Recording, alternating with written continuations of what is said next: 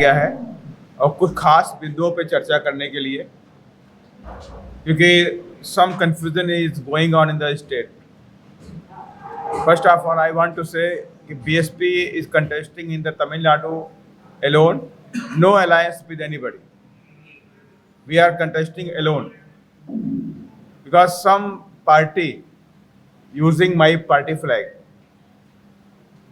So that's why some confusion was going on in the state, BSP in the alliance. Now I want to clarify that if BSP contesting in the state without any alliance, no alliance in the state, BSP contesting 118 seats, 1 assembly constituencies, माने कि 118 assembly constituencies BSP contesting alone.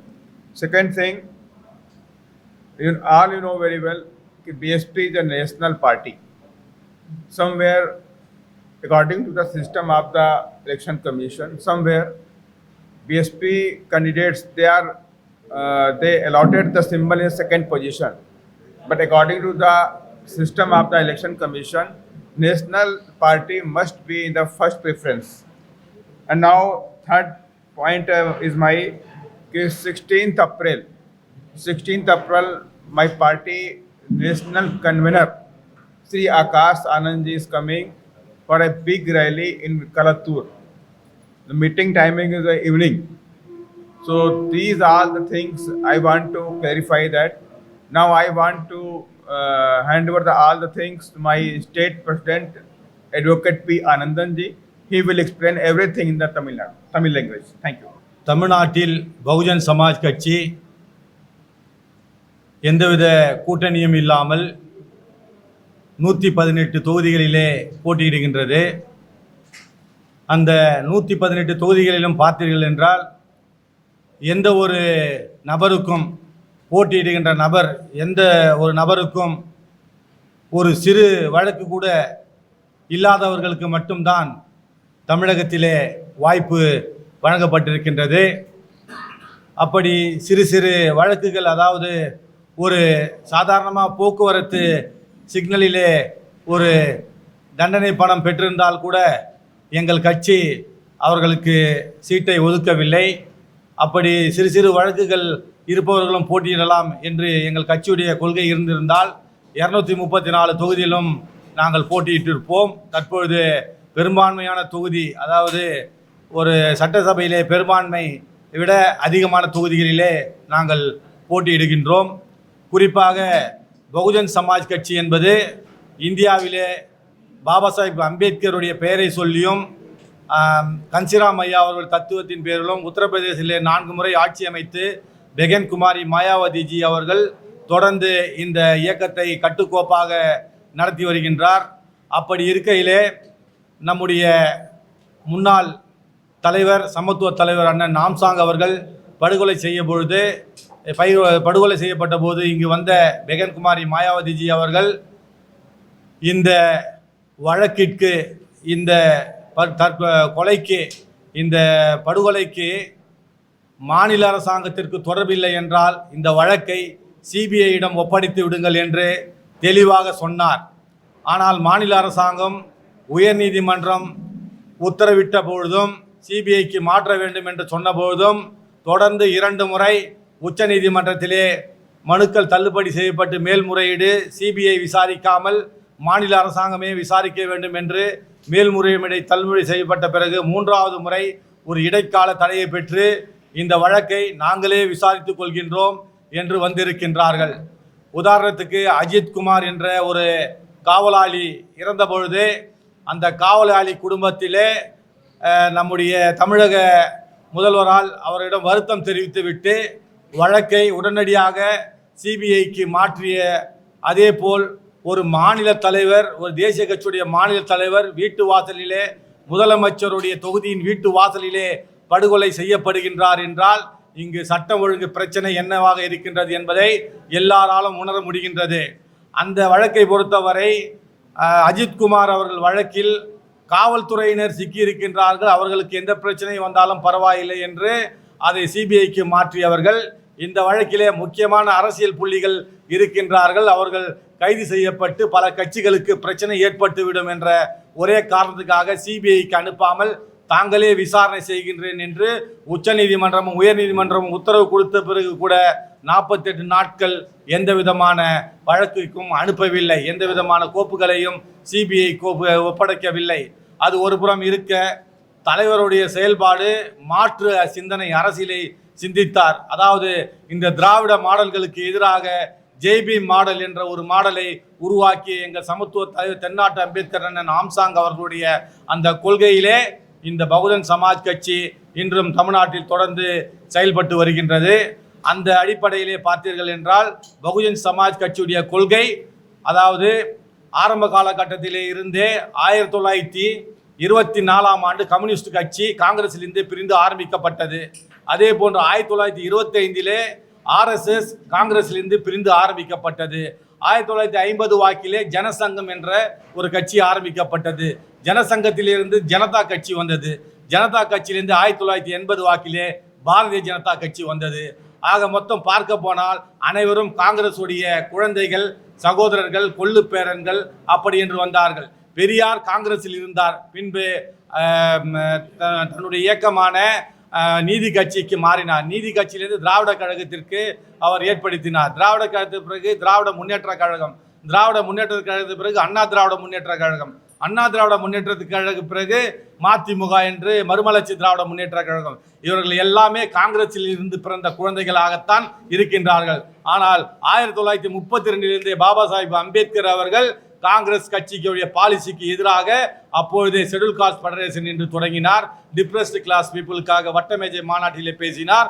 இங்கு காங்கிரஸை சார்ந்த இந்த BJP, RSS, AIADMK, திமுக இவர்கள் எல்லாம் ஒரு அணியிலும் பாபா சாஹிப் அம்பேத்கருடைய கொள்கையை கொண்ட எங்களுடைய பகுஜன் சமாஜ் கட்சி இந்தியாவிலே பாபா சாஹிப் அம்பேத்கரை சொல்லி, அம்பேத்கருடைய கொள்கைகளை சொல்லி 4 முறை தமிழ்நாட்டை போன்று 2 மடங்கு பெரிய மாநிலமான உத்தரப்பிரதேசிலே 4 முறை ஆட்சி அமைத்திருக்கின்றோம். பல மெம்பர் ஆஃப் பார்லிமெண்ட்டுகளை கொண்டிருக்கின்றது. முதலாக, அதாவது இதுவரை இந்த திமுக கழகங்கள், திராவிட கழகங்கள் ஆரம்பிக்கப்பட்டு ஒரே ஒரு தலித் கூட ராஜ்யசபா எம்பியாக இங்கு ஆக்கப்பட்டதில்லை.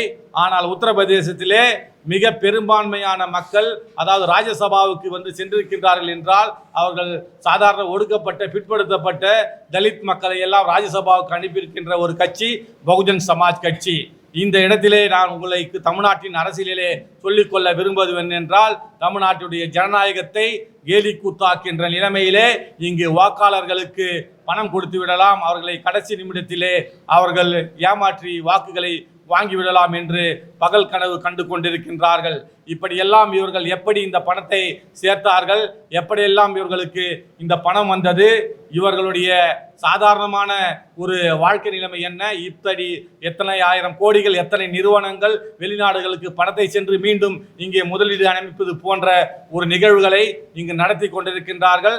இதையெல்லாம் தேர்தலிலே பகுஜன் சமாஜ் கட்சி 1 vote 1 note என்ற அடிப்படையிலே இங்கு சந்திக்கின்றது. அதாவது கன்சிராமையோட பாலிசி என்ன என்பது என்றால், மக்களிடம் சென்று உங்களுக்கு வாக்குகளை சேகரிங்கள், அவர்கள் ஒரு ஓட்டை போட்டுவிட்டு உங்களுக்கு ₹1 என்ற ஒரு நோட்டை கொடுத்தார்கள் என்றால் உங்களுடைய வாக்கு என்னவென்று எண்ணிவிடலாம் என்று அப்படி சொல்லியிருக்கின்றார்.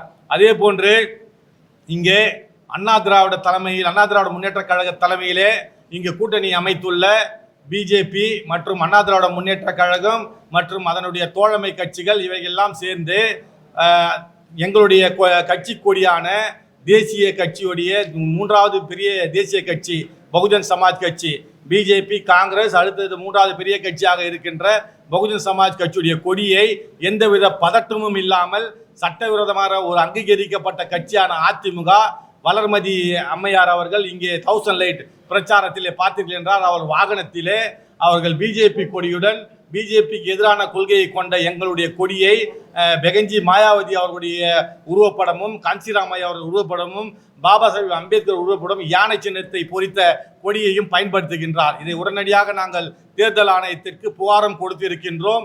இது போன்ற மக்களையும் வேட்பாளர்களையும் குழப்ப வேண்டும் என்ற நோக்கத்திலே எங்களுடைய கொடியை தவறுதலாக அவர்கள் பயன்படுத்தி ஏதோ பிஎஸ்பி என்னவோ அதிமுகவுடன் சேர்ந்து கூட்டணி வைத்தது போல ஒரு உருவகத்தை உருவாக்குகின்றார்கள். இதை நாங்கள் வன்மையாக கண்டிருக்கின்றோம். அந்த அங்கீகரிக்கப்பட்டு ஏற்கனவே இந்த பகுதி தமிழ்நாட்டிலே ஆட்சி செய்த ஒரு கட்சி மற்றொரு தேசிய கட்சியுடைய கட்சி கொடியை தவறாக பயன்படுத்துவதை இந்த பத்திரிகையாளர் மன்றத்தில் கொடுக்கின்ற இந்த பிரஸ் மீட் மூலமாக அவர்களுக்கு தகவலாக தெரிவித்துக் கொள்கின்றோம்.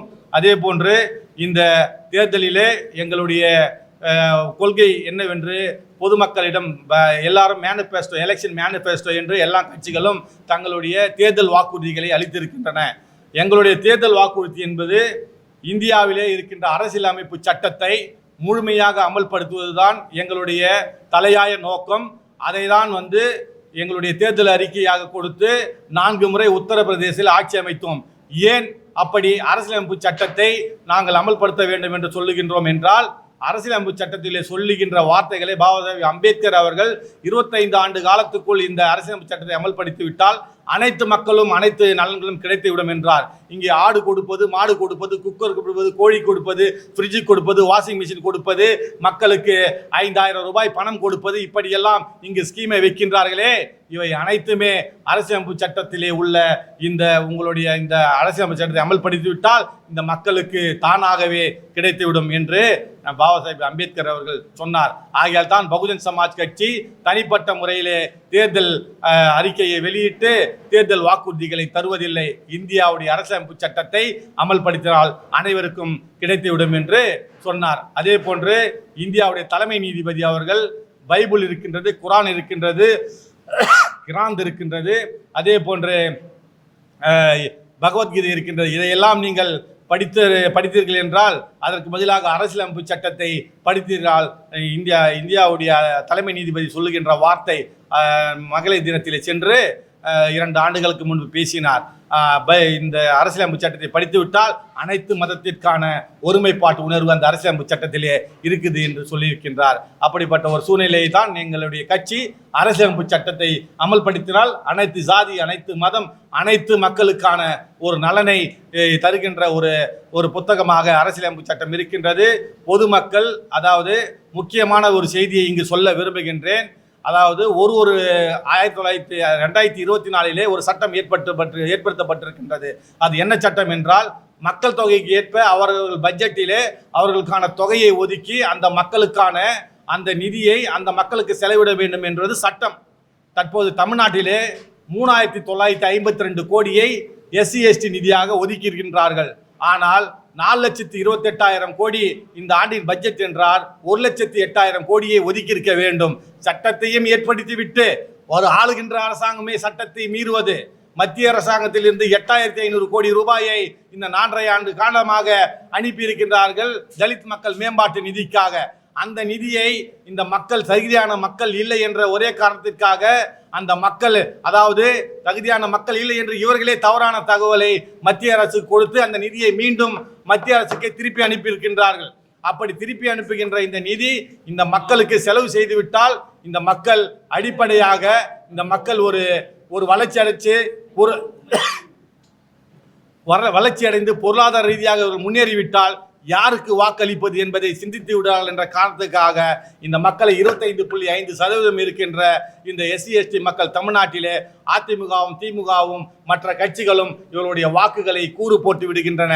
அதே போல சொல்ல வேண்டும் என்றால், இந்த நிதியை தவறாக பயன்படுத்தியது சம்பந்தமாக 5,000 ரூபாய் போட்டார்களே, 5,000 ரூபாய் இந்த தேர்தலுக்கு மக்களுக்கு மகளிர் உரிமை தொகை என்று போட்டார்களே, அதிலே 3,800 கோடி SC/ST நிதியை பயன்படுத்தி இருக்கின்றார்கள். இது என்ன நியாயம் என்று தெரியவில்லை. அந்த மக்களுக்கு செலவழிக்க வேண்டிய பணத்தை தாங்கள் வாக்கு வாங்குவதற்காக இப்படி ஒரு தவறான செயல்களை செய்து இந்த மக்களுக்கு கடைசி நேரத்தில் 5,000 ரூபாய் கொடுத்தால் அவர்கள் நம்மளுக்கு வாக்களித்து விடுவார்கள் என்ற காரணத்தினால் அந்த வாக்குக்கு அளித்த பணம் எல்லாம் இந்த SC/ST உடைய மக்கள் பணம். வாங்கிய மக்களே, நீங்கள் நன்றி உணர்வோடு இருந்து இந்த மக்களுக்கான பணத்தை உங்களுக்காக கொடுத்திருக்கின்றார்கள். நீங்கள் யானை சின்னத்திற்கு வாக்களிக்க வேண்டும் என்பதை உங்களிடம் தெரிவித்துக் கொண்டு, யானை சின்னத்திலே தமிழ்நாட்டிலே 118 தொகுதிகளிலே பெரும்பான்மையான தொகுதியிலே தமிழ்நாடு பகுஜன் சமாஜ் கட்சி போட்டியிடுகின்றது என்பதை தெரிவித்துக் கொண்டு, வருகின்ற தேர்தலிலே மிகப்பெரிய ஒரு முக்கியத்துவம் வாய்ந்த ஒரு வாக்குகளை தமிழ்நாடு பகுஜன் சமாஜ் கட்சி பெறும் என்பதை தெரிவித்துக் கொள்கின்றோம். அதே போன்று மற்ற கட்சிகள் பணநாயகத்தின் மூலமாக இந்த தேர்தலை சந்திக்க விரும்புகின்றன. பகுஜன் சமாஜ் கட்சி கொள்கையோடும் பாபா சாஹேப் அம்பேத்கருடைய அந்த ஆற்றலோடும் எங்களுடைய சமத்துவ தலைவர் அண்ணன் ஆம்சாங் அவர்கள் படுகொலை செய்யப்பட்டதற்கு நீதி கிடைக்காததை கண்டித்தும் தமிழ்நாடு முழுவதும் அவருக்கு நீதி கேட்டு அந்த நீதியை அவர்கள் இந்த வாக்கு பெட்டிகளின் மூலமாக பதிலாக அளிப்பார்கள் என்பதை மக்களிடம் இதை கோரிக்கையாக வைத்து இந்த செய்தியாளர் சந்திப்பை நிகழ்த்தி இருக்கின்றோம். ஜெய்பீம். ஏதாவது யாரா கேட்கறதா இருந்தால் கேட்கலாம்.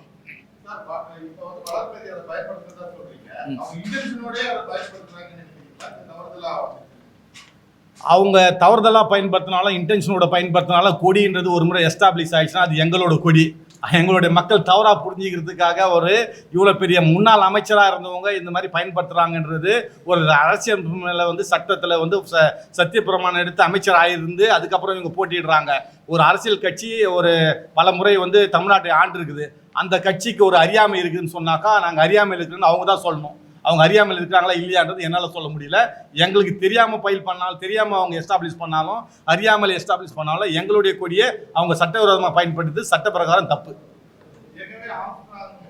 படுகொலை செய்யப்பட்டு அது ஒரு மக்கள் மத்தியில் பெரிய ஒரு அதிர்ச்சியில் இருக்கக்கூடிய நிலையில இப்போ அந்த மக்களுடைய வாக்குகள் பிஎஸ்பிக்கு திரும்பவும் கிடைக்கும் அப்படின்ற ஒரு நிலைமை இருக்கும்போது அவங்க அந்த வாக்குக்காக தான் பயன்படுத்துறாங்க. சரியான கேள்வி கேட்டீங்க. அதாவது அவர்களுக்கு தவறுதலாக பயன்படுத்தினாங்கன்னு சொல்ல முடியாது. அண்ணன் ஆம்சாங் அவருடைய படுகொலைக்கு தமிழ்நாடு மட்டுமல்ல இந்தியா முழுவதும் உலகம் முழுவதும் இருக்கிற மக்கள் வருத்தம் தெரிவித்து அவருடைய படுகொலைக்கு நீதி வேண்டும் என்று ஏக்கமாக இயங்கிக் கொண்டிருக்கின்றார்கள். இந்த சூழ்நிலையிலே பகுஜன் சமாஜ் கட்சி கொடியை அவர்கள் கூட்டணியிலே இருப்பது போல அவர்கள் பயன்படுத்தினால் அந்த வாக்குகளும் அண்ணன் ஆம்சாங்களுடைய கட்சியும் சேர்ந்த பகுஜன் சமாஜ் கட்சி பேகன்ஜி மாயாவதி தலைமையில் இருக்கின்ற கட்சியும் இவரோடு கூட்டணி இருக்கின்றது மக்களிடம் பொய் பிம்பத்தை ஏற்படுத்த நினைக்கின்றார்கள்.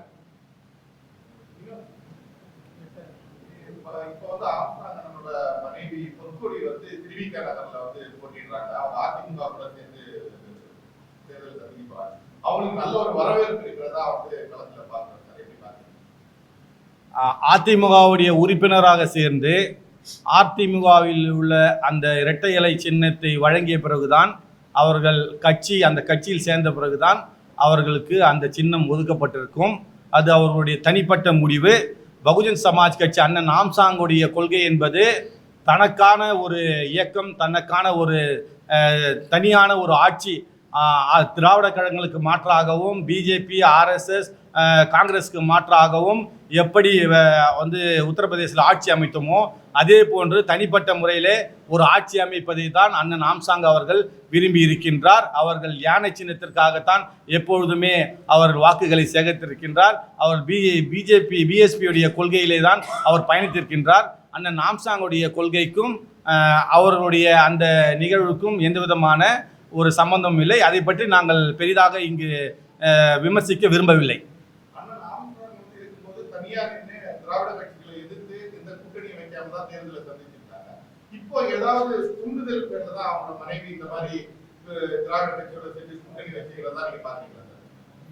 குறிப்பாக அண்ணன் ஆம்சாங்குடைய மறைவு இந்த பகுஜன் சமாஜ் கட்சியை தமிழ்நாட்டிலே அழித்து விடலாம் என்று சிலர் பகல் கனவு கண்டனர். அண்ணனுடைய ஆம்சாங்கனுடைய மறைவு என்பது அவர் இருந்தபோதை விட இப்பொழுது 100 மடங்கு கட்சி வளர்ந்திருக்கின்றது. அவருடைய மரணம், அவருடைய தியாகம் இந்த பகுஜன் சமாஜ் கட்சி அவருடைய இந்த வளர்ச்சிக்கு இந்த தமிழ்நாடு முழுக்கும் சென்று சேருவதற்கு அவர் தன்னுடைய உயிரை மாய்த்தது மிகப்பெரிய ஒரு மக்களிடையே ஒரு எழுச்சியை ஏற்படுத்தி இருக்கின்றது.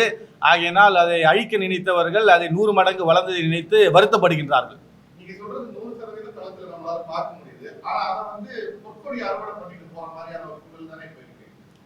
இல்லை, தனிப்பட்ட முறையில் அவங்க ஒரு தொகுதியில் போட்டிடுறாங்க. அது இரட்டை இலை சின்னத்தில். அது எங்களை எந்த விதத்திலும் பாதிக்காது. அண்ணனுடைய ஆம்சாங் அண்ணன் அவர்கள் பேசிய அந்த பேச்சுக்களே நான் இன்னைக்கு பாபா சாஹேப் அம்பேத்கரால் இந்த பேண்ட் சட்டையோடு இருக்கிறேன். இந்த இயக்கங்கள்லாம் ஒரு சீட்டு 2 சீட்டுக்காகவும் பெரிய பொக்கை எடுத்துகிட்டு போயிட்டு முதலமைச்சரை வந்து மு.க. ஸ்டாலின் அவர்களை முதலமைச்சர் ஆக்க வேண்டும், எடப்பாடி அவர்களை முதலமைச்சர் ஆக்க வேண்டும் என்பதெல்லாம் எங்கள் கொள்கை கிடையாது. எங்களுக்கு பெகஞ்சி மாயாவதி அரசியலும் காஞ்சிராமையா அரசியலும் ஐயா அம்பேத்கருடைய அந்த கொள்கைகளும் நாங்கள் தெரிந்திருக்காவிட்டால் நாங்களும் அவர்களைப் போல ஒரு பொக்கவை எடுத்து கொண்டு போய் லைனில் தான் நின்று இருப்போம் என்று தெளிவாக அண்ணனே பேசியிருக்கின்றார். அந்த வீடியோக்களே அவருக்கு பதிலாக அவருடைய பேச்சுக்களை, அண்ணனுடைய பேச்சுக்களை மற்றவருக்கு பதிலாக அமையும். சென்னையில குறிப்பா வட சென்னையில் இருக்கக்கூடிய தொகுதிகளில் பிரச்சாரம் மேற்கொள்ளக்கூடிய அதிமுக பொதுச்செயலாளர் எடப்பாடி பழனிசாமி ஆம்ஸ்ட்ராங் தொலைக்கு வந்து நியாயம் வேண்டும் அப்படின்ற ஒரு கோரிக்கை குறித்து அவரோட பிரச்சாரம் பண்றாரு. இங்க எப்படி பாருங்க? அதை வரவேற்கிறோம். அதே சமயத்தில் அந்த முதலமைச்சர், முன்னாள் முதலமைச்சர் அண்ணன் ஆம்ஸ்ட்ராங் அவர்கள் வழக்கை நாங்கள் ஆட்சிக்கு வந்தால் அதை சிபிஐக்கு ஒப்படைப்படும் என்று ஏன் தைரியமாக எந்த வாக்குறுதியும் தரமாட்டேங்கிறார் என்று தெரியவில்லை. அந்த வழக்கை சிபிஐக்கு கொடுக்காம இருக்கிறதுக்கு தமிழக அரசு மூத்த வழக்கறிஞர்களை பயன்படுத்தி அதை தடுக்கிறதுக்கான காரணம் என்ன? இந்த வழக்கிலே வந்து இதுவரை கைது செய்யப்பட்டவர்களை விட மிகவும் கைது செய்யப்படாதவர்கள் அதிகமாக இருக்கின்றார்கள். அதற்குடைய மூளையாக செயல்பட்டவர்களும் அரசியல் பின்புலம் உள்ளவர்களும் இதுவரை கைது செய்யப்படவில்லை. அதை 21 காரணங்களை ஏன் இந்த வழக்கு சிபிஐக்கு மாற வேண்டும் என்று மாண்புமிகு நீதியரசர் வேல்முருகன் ஐயா அவர்கள் மிக தெளிவாக 21 காரணங்களை சொல்லி அந்த வழக்கை சிபிஐக்கு மாற்றி இருக்கின்றார்.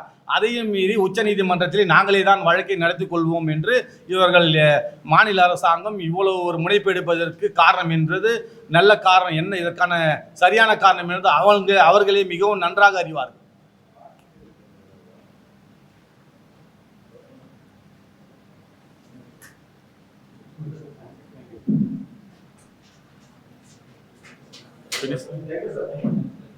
ஜெய்பீம். படம் சூப்பராக இருந்தது. ஃபேமிலியாக சூப்பராக பார்க்கலாம். சென்டிமெண்ட்லாம் அச்சிக்க முடியாது, அந்த மாதிரி பண்ணிடுறாரு. ஃபேமிலியோட ரொம்ப நைஸாக என்ஜாய் பண்ணலாம்.